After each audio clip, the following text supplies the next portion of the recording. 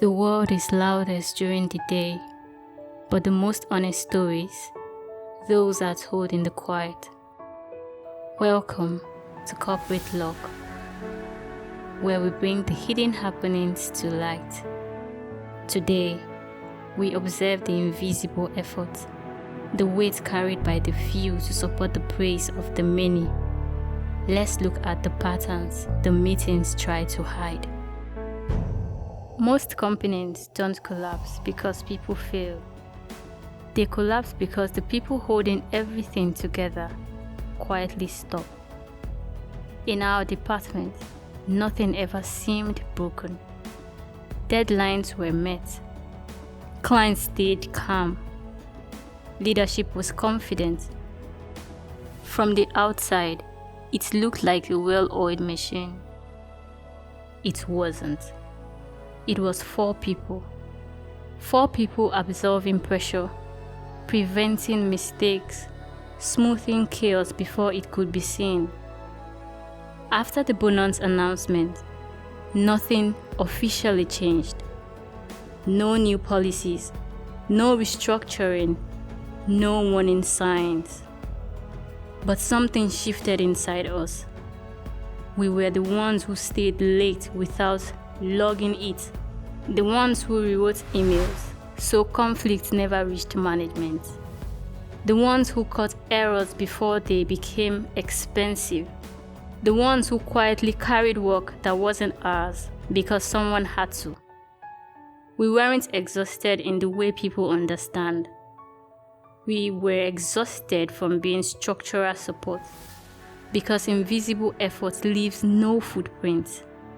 No metrics, no applause, no proof it ever happened. Only the absence of disaster. It looks like fixing a spreadsheet at 7:42 p.m. So finance thinks it was always correct. Answering a client's call while pretending you were already assigned to it. Correcting someone else's oversight without documenting it because documenting it would create friction. Doing so much so seamlessly that the system begins to believe it can run without effort at all. Then one Thursday evening, something small went wrong. A client issue surfaced, not catastrophic, not urgent enough to trigger alarms, just important enough that someone normally would have handled it immediately. This time, no one did, not out of rebellion, not out of anger, but out of curiosity. We wanted to see what the system would do without us holding it up.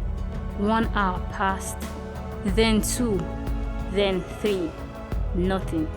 4 hours later, our manager finally asked, "Has anyone looked into this?" He assumed someone had because someone always did. Invisible effort doesn't just solve problems. It hides how many problems exist. It creates the illusion of competence in systems that are quietly unstable. The next morning, the atmosphere in the office felt wrong. Not loud, not confrontational, just tight, controlled, uneasy. For the first time, the gap was visible. Questions began circulating. Sharp defensive questions. Why wasn't this escalated? Who owns this process? Why didn't anyone take initiative? But initiative had never been the problem. We had been taking initiative for months, for years. The only difference now was that we stopped compensating. Invisible effort has a dangerous side effect. The better you are at it, the more permanent it becomes in everyone else's mind. Soon, it isn't seen as extra effort. It becomes the baseline. And baseline without recognition becomes pressure. Pressure without relief becomes resentment. Resentment without acknowledgement becomes departure. Within weeks, one of the four resigned. No confrontation, No dramatic exit. No attempt to be understood. Just a brief email. I've decided to pursue a new opportunity. Management described it as unfortunate, but things that can be prevented aren't unfortunate. They are overlooked. When high performance leave, organizations don't collapse overnight. First, they wobble. Then they strain. Then small issues start surviving long enough to be noticed.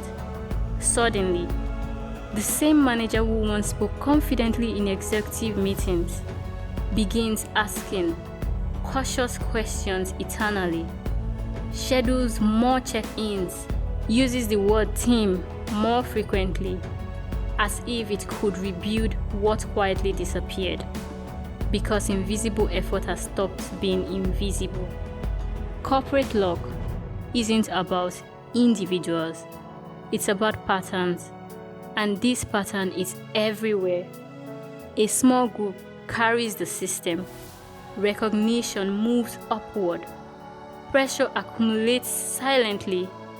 Burnout grows in private. Resignations arrive without warning. Not because people can't handle work, but because they realize they are the only ones holding it together. If you've ever thought, if I stop doing this, everything will fall apart, you might be right. But the real question isn't whether it will fall apart.